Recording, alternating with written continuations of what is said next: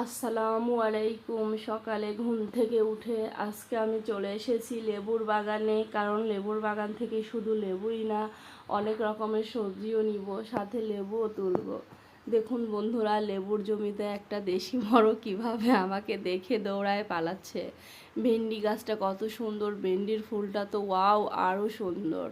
তো ভেন্ডি তোলা শেষ হয়ে গেছে, এখন আমি একটা ধুন্দুল তুলে নেব। ধুন্দুলও কাটা শেষ। তারপরে এখন আমি যাইতে নিয়ে একটা লেবু দেখলাম, ও লেবুর ঘ্রাণটা তো অনেক সুন্দর, তবে লেবু আর তুলি নাই, শুধু ঘ্রাণটাই নিছি।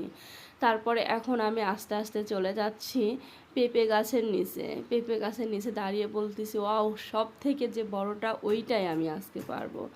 এই বলে আমি লাঠির মাথা দিয়ে গোতা দেওয়ার সাথে সাথে এই পেঁপেটা নিচে পড়ে গেল। এখন আমি হাতে করে তুলে নিলাম। পেঁপে পাড়া শেষ। এখন পেঁপে নিয়ে আমি বাড়ির দিকে চলে আসতেছি। হঠাৎ করে দেখলাম একটা পুঁই শাকের গাছ মাটিতে পড়ে আছে। পরে ভাবলাম একটা ডাগা কেটে নেই, আর অন্য সময় এসে নিচে কিছু দিয়ে দিলে পুঁই শাকগুলো অনেক সুন্দর হবে। তারপরে আমি এখন দুইটা দুধ কচুর ডাগা কেটে নিব। সব কিছু কাটা শেষ। এখন আমি বাড়ির উদ্দেশ্যে চলে আসলাম। এসে চুলায় দেখি কি সুন্দর সাদা ছাই, মাছ কাটার জন্য একটু তুলে রাখলাম, বাকিগুলো আমি ফেলে দিলাম। এখন দেখুন বন্ধুরা, আজকে আমি 9 রকমের সবজি দিয়ে সবজি রান্না করব, সাথে শাক ভর্তা ও কচুমুখী ভর্তা। সম্পূর্ণ ভিডিওটা দেখার জন্য আপনারা কিন্তু অবশ্যই সাথেই থাকবেন। দেখুন বন্ধুরা, এখন আমি সবজি কাটবো। সবজি কাটার জন্য বসে গেছি।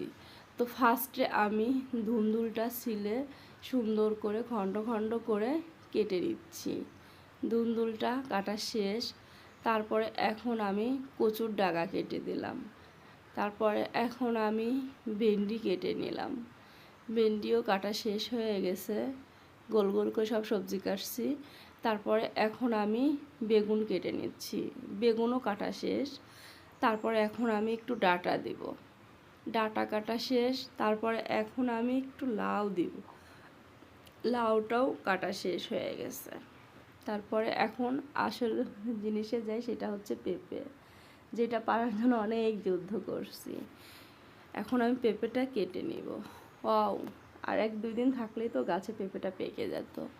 এমন পেঁপে ছিলে লবণ দিয়ে খাইতে অনেক মজা, মসমস করে, ও সেই স্বাদ। পেঁপে কাটা শেষ। তারপর এখন আমি একটু আলু কেটে দিব। আলু, সব রকমের সবজি আমার কাটা শেষ। তারপরে এখন আমি তুলে আনা শাকগুলো দেখাচ্ছি। এই শাকগুলো আমি ভর্তা দিব। পেঁপেগুলো ছিলে রাখলাম, বাবুরা উঠে খাবে, ওরা এখনও ঘুমিয়ে আছে।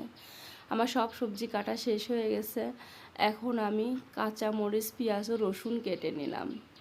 তারপরে সব কিছুই কাটা শেষ হয়ে গেছে। তারপরে এখন আমি রান্না করব। রান্নার জন্য বসে গেলাম। তো হচ্ছে বন্ধুরা, দেখুন আজকে আমি কি রান্না করব। তো ফার্স্টে আমি হচ্ছে কড়ার ঢাকনাটা তুলে নিব। ঢাকনা তুলে নিলাম। এখন আমি চুলাটা ধরাই দিব। চুলায় কড়াইটা দিলাম। কড়াইটা দেওয়ার পরে এখন আমি শুকনো মরিচ, পাঁচফোড়ন, তেজপাতা দিয়ে একটু নাড়া দিব।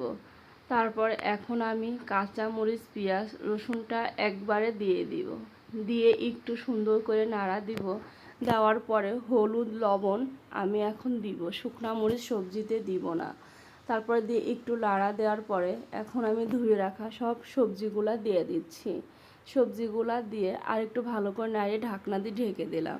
তারপরে জমি থেকে তুলে আনা কচুমুখির গোড়াটা এখন 4 সাইড কেটে আমি এখন এটা আগুনে পোড়া দিব। দেখুন কি সুন্দর ফ্রেশ কচু, এটা পোড়ায়া ভর্তা করলে সেই মজা হবে। কচুমুখিগুলা চুলায় দেওয়া শেষ। তারপর এখন সবজিটা তুলে দেখব যে সেদ্ধ হয়েছে কি না। তো সবজিটা প্রায় সিদ্ধ হয়ে গেছে। নাড়া দিয়ে এখন আমি একটু পানি দিয়ে দিব। তো সবজিটা রান্না শেষ হয়ে গেছে। এখন আমি সবজিটা ঢেলে নিব। তারপরে ঘরে এসে রাইস কুকার থেকে শাকটা বের করে এখন আমি ভর্তা করব। তো কাঁচা মরিচ, পেঁয়াজ, সরিষার তেল, লবণ দিয়ে শাকটা মাখানো শেষ। তারপর এখন আমি চুলায় থেকে কচুমুখিগুলো তুলে নিলাম।